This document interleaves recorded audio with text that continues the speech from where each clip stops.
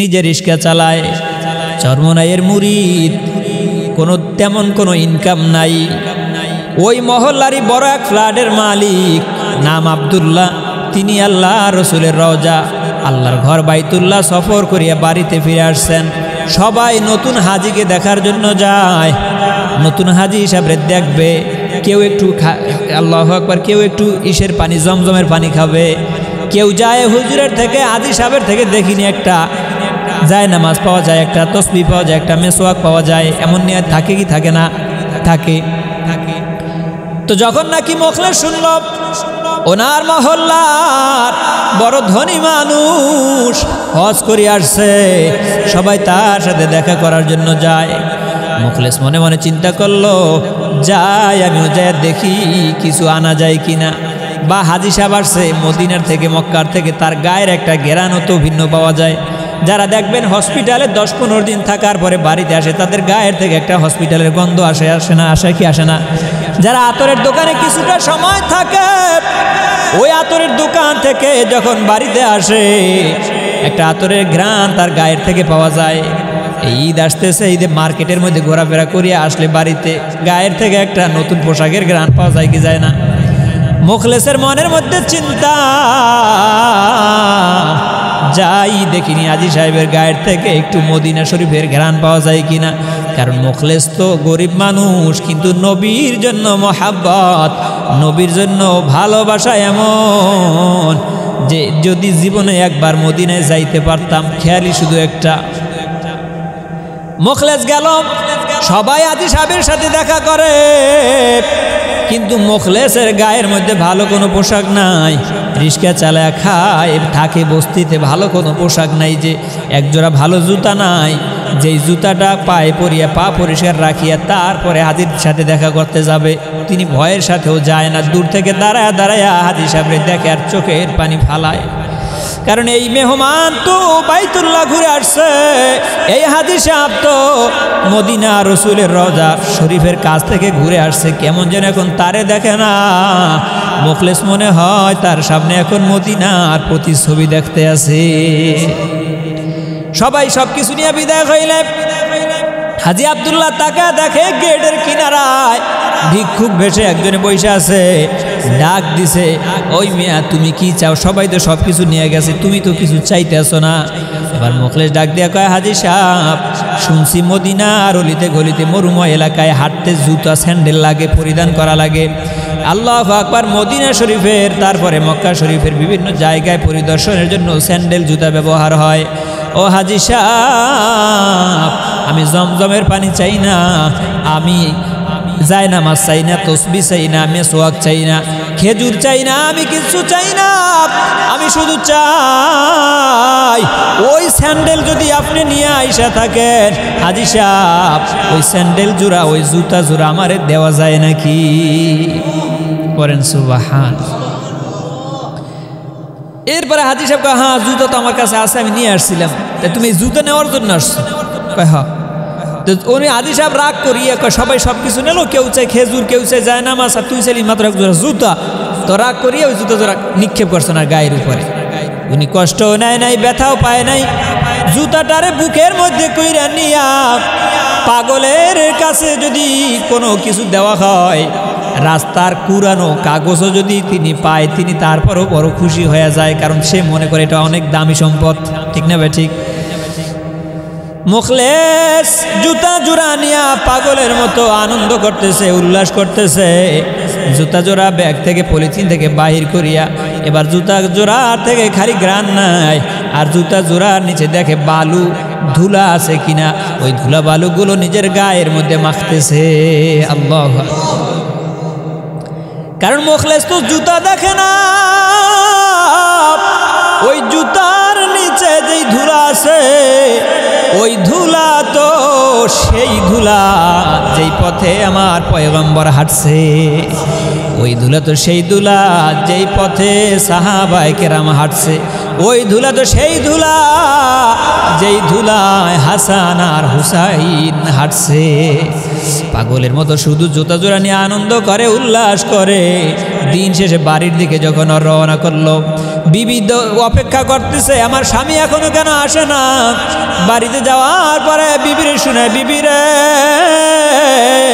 তুমি শুনছনি আমাদের পাড়ার মহল্লার বড় লোক ধনী মানুষ হাজী আব্দুল্লাহ মক্কা শরীফ মদিনা শরীফে গেছিল। কয় শুনছি তো। কয় কি পাইছো? কয় আমিও দেখা করতে গেছিলাম, সবাই সব নিয়ে গেছে।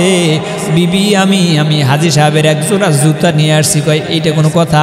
কয় বিবি তুমি এখনো হাকিকত বুঝো নাই, এই জুতা দিয়া হাজী সাহেব মদিনার অলিতে গলিতে হাঁটছে, এই জুতা পায়ে দিয়া বাইতুল্লাহর মরুময় এলাকায় হাঁটছে। এই জুতার নিচের ধুলাবালুগুলো আমি আমার গায়ে মাখিয়ে নিজের ধন্য বানাইছি। বিবি শোনার পরে, কারণ যেই ব্যক্তি যেমন তার সাথে আল্লাহ মিলায়ও তেমন, ঠিক না বে ঠিক? যেই স্বামী দিনদার, ওই স্বামীর জন্য আমার মাওলা দিনদার নেককার স্ত্রীও নসিব করে। যেমন মুখলেসের জীবন যেমন পরিচালনার জীবন, ঠিক তেমনি ভাবি তার স্ত্রীও নেককার আবেদা সালেহা। শোনার পরে তিনিও জুতা জোড়া খুলে এবার দেখেনি ধুলাবালু আছে নাকি। ধুলাবালুগুলো নিজের গায়ের মধ্যে মাখে আর জুতার মধ্যে চুমা দেয়। আসলে তো জুতার মধ্যে চুমা দেয় না, এই চুমাগুলা মনে হয় রসুলের রওজায় যায় লাগে। রাত্রিবেলা জুতা জোড়া বড় যত্ন করিয়া মাথার কিনারায় রাখিয়া দুজন স্বামী স্ত্রী ঘুমায়া গেলে আল্লাহর পয়গম্বর মদিনা মুনাওয়ারা থেকে হাজী মুখলেসের বাড়ির কিনারায় আঙ্গিনায় স্বপ্ন যোগে হাজির হয়ে যায়। সুবহানাল্লাহ, নারায়ে তাকবীর। জুতা জোড়া মাথার কিনারায় রাখিয়া ঘুমায়া গেছে। পয়গম্বর স্বপ্ন যোগে দিদার দিয়া দিল, ডাক দিছে, ও মুখলেস, আমি নবী তোমার মতো আশেকের কাছে বড় দুর্বল। মুখলেসে সুসংবাদ নাও, শুধু আমি রসুলের রওজা মুবারকের একটু ধুলা নিয়া ধন্য হইবা তা না, বরং মুখলেস সুসংবাদ নাও, আগামী বছর তুমি তোমার স্ত্রী সহ আমি রসুলে পাকের রওজা মুবারকে সশরীরে আসবা। আমার মাওলায় যদি কবুল করে, টাকাও লাগে না, পয়সাও লাগে না। যদি মালিকের কাছে চাওয়া যায়, মালিক কোন জায়গা দিয়া ব্যবস্থা করবে কল্পনাও করতে পারবেন না। ওই রাতেই হাজী আব্দুল্লাহরে রসুল দিদার দিয়ে দিছে। এ আব্দুল্লাহ, যারে জুতা দিছো তুই তো তারে চেনো নাই, তারে পাগল বলছো, তারে উন্মাদ বলছো, কিন্তু আব্দুল্লাহ তুমি চিনলা না। ওই পাগলটাই কেন জুতা চাইলো একটু খেয়াল করলা না? সবাই নিল, তিনি কেন জুতা নিয়ে গেল? আব্দুল্লাহ রে, আমার মুখলেস আমি নবীর বড় পাগল, তাড়াতাড়ি করে যা আব্দুল্লাহ, তারে আগামী বছরের হজের বন্দোবস্ত করিয়া দে, যদি না করো আমি রসুল তোমার শাফাত করব না। হাজী আব্দুল্লাহ ঘুমের মধ্যে স্বপ্নটা ভেঙে গেছে, সারা রাত আর ঘুমাইতে পারে না। খাটালের মধ্যে ফ্লোরের মধ্যে হাঁটা চলা করে। বিবি বলে, স্বামী কি হয়েছে, এত উদ্বিগ কেন করতেছেন? কয়, বিবি রে, মদিনার নবী এই মাত্র আমার ঘরে তাশরীফ আনছিলেন, আমার এই সংবাদ দিয়ে গেছে, আমি চিনতে পারি নাই। বিবি রে, মানুষ চিনতে আমি ভুল করছি, আমার খুঁজতে হবে কোথায় মুখলেস রে পাওয়া যায়। সকাল হইতে না হইতে ফজর নামাজের জন্য প্রস্তুতি নিয়া ফজর নামাজের সময় নামাজ পড়িয়া রওনা করলো, কোথায় মুখলেসের পাওয়া যায়। মানুষের কাছে নিদর্শন জানাইলে সবাই বলতেছে মুখলেস ওই মসজিদে ফজর নামাজ আদায় করে, ফজর নামাজ আদায়ের পরে জিকির আজকার করে, জিকির আজকারের পরে ইশরাকের নামাজ না পড়িয়া মুখলেস মসজিদ ছাড়ে না, মসজিদ থেকে বাহির হয় না, পিছন দিক দিয়ে যাইয়া হাজী আব্দুল্লাহ নামাজ পড়লো। নামাজ পড়ার শেষে মুখলেসের ডাক দিছে, ও মুখলেস, আয়া তুই নবীর বড় এত আশেক, আমি তোরে চিনতে পারি নাই, আমার সাথে আমার অফিসে দেখা করবা। অফিসে দেখা করার জন্য গেল, কিন্তু এত সুন্দর মাদুর বিছানো, এত সুন্দর গালিচা বিছানো, হাজি মুখলেস তো জুতা পরিধান করিয়া সেরাফারা জুতা দিয়া সাহস পায় না এই গালিচা দিয়া তারপরে ওনার অফিস পর্যন্ত যাবে। যখন নাকি সিসি ক্যামেরার মাধ্যমে দেখলো মুখলেস তার অফিসের সামনে চলে আসছে, একজন কেয়ারটেকার পাঠা দিছে, যা যা মুখলেসের ডাক দিয়া নিয়ে আয়। নিজে চলে আসছে, হাজি আব্দুল্লাহ নিজেই চলে আসছে, আইসা বলতেছে মুখলেস আসো, ভয় নাই। কয় স্যার আমি কেমনে আসি, আমার পায়ের মধ্যে তো কাদা। এবার কয় মুখলেস রে তোর কাদা, তোর পায়ের নিচের কাদাটারও বড় দাম, যেই দাম আমার এই গালিচার নাই। তুমি ওই কাদা সহ আমার অফিসের মধ্যে চলে আসো। অফিসে নিয়ে হজের বন্দোবস্ত করিয়া দিল, যাও কাগজ করিয়া দিলাম, বাকি সব কিছু আমি তোমাদের হজের আগে পরিপূর্ণ করিয়া দেব। টাকা লাগছে, টাকা লাগছে, পয়সা লাগছে, কি লাগছে? ভালোবাসা লাগছে, রসুলের প্রতি মহাব্বত লাগছে। কি কথা ঠিক না বা ঠিক? রসুলের প্রতি ভালোবাসার টান ছিল বিদায়, এজন্য আল্লাহ তাআলা ব্যবস্থা করিয়া দিচ্ছে। কথা ঠিক না? আমি হব মাদিনার সারা বেলা ঝাড়ুদার, রওজার কিনারে কেটে যাবে দিন আমার। মদিনা শরীফের ঝাড়ুদারও যদি আল্লাহ বানাইতো, ঝাড়ু দিতাম আর আমার নবীরে তাকায়া তাকায়া দেখতাম। কারণ আমার নবী কয়, কোন উম্মত যদি পৃথিবীর কোন প্রান্ত থেকে আমি নবীরে সালাম জানাই, আমি নবীজির রওজা মুবারকে ওই সালামে তোহফা ফিরিস্তার মাধ্যমে নিয়ে আসা হয়। আর কেউ যদি আমি রসুলে পাকের রওজার পাশে দাঁড়াইয়া আমি নবীরে সালাম দেয়, আমি আল্লাহর হাবিব নিজ কান মুবারকে উম্মতের সালাম শুনতে পাই। সুবহান। এই জন্য বলে, যদি আমি রসুলে পাকের রওজার ঝাড়ুদার হইতাম, আমার জীবন বড় ধন্য হয়ে যাইত। ঠিক না ভাই? ঠিক। এই জন্য রসুলকে ভালোবাসেন, রসুলকে ভালোবাসলে আমার আল্লাহ খুশি হয়ে যায়। আর রসুলকে ভালোবাসার মাধ্যম হলো তার ইত্তেবা করা, তার অনুসরণ করা।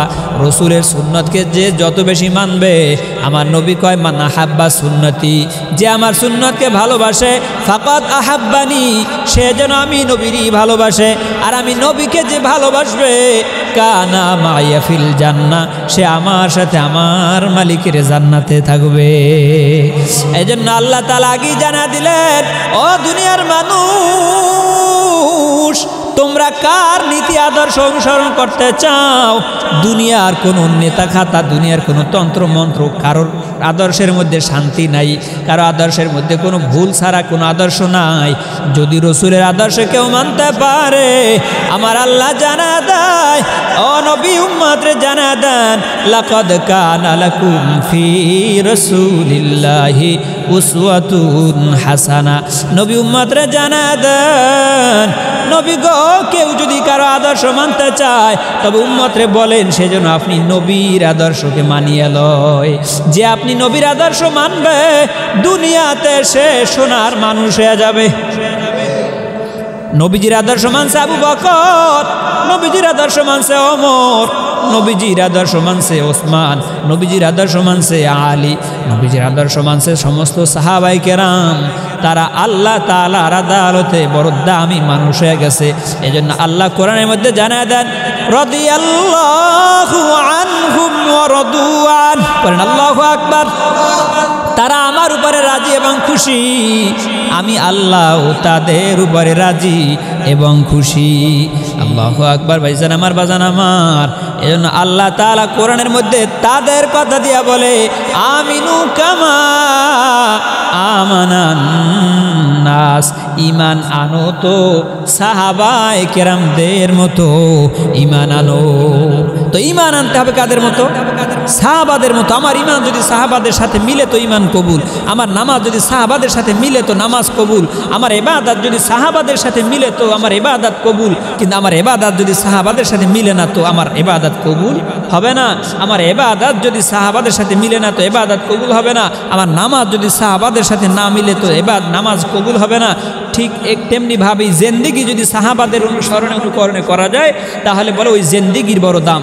আর যেই জেন্দিগি দিয়ে সাহাবাদের অনুসরণ অনুকরণ করা যায় না, তাদের বহির্ভূত কাজ হয়, সুন্নতের ব্যাপার বিরুদ্ধে যে বেদাত প্রচলিত হয়ে যায়, বেদাতকে পালন করে, তখন ওই মানুষ আর মানুষ থাকে না। ওই মানুষ কখনো রসুলের শাফাআতও আশা করতে পারে না।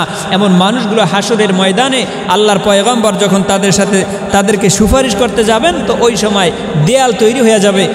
রসুল আকরাম সরকার দা আলম বলবে, ও ফিরিস্তা, তাড়াতাড়ি করে দেয়াল অপসারণ করো, আমি আমার উম্মতকে শাফাআত করিয়া জান্নাতে নিয়ে যাব। তো ওই সময় ফিরিস্তা জানায় দেবে, ইয়া রাসূলুল্লাহ, আপনার এই উম্মতেরা দুনিয়াতে আপনার দেয়া বিধানকে তারা বাদ দিয়া তারপরে মন গড়া বিধান তারা আইনকে তারা প্রচলিত করছে, আইনকে তারা মানছে, সুতরাং তাদের জন্য আপনার শাফাত আজকে কোনো শাফাত নাই।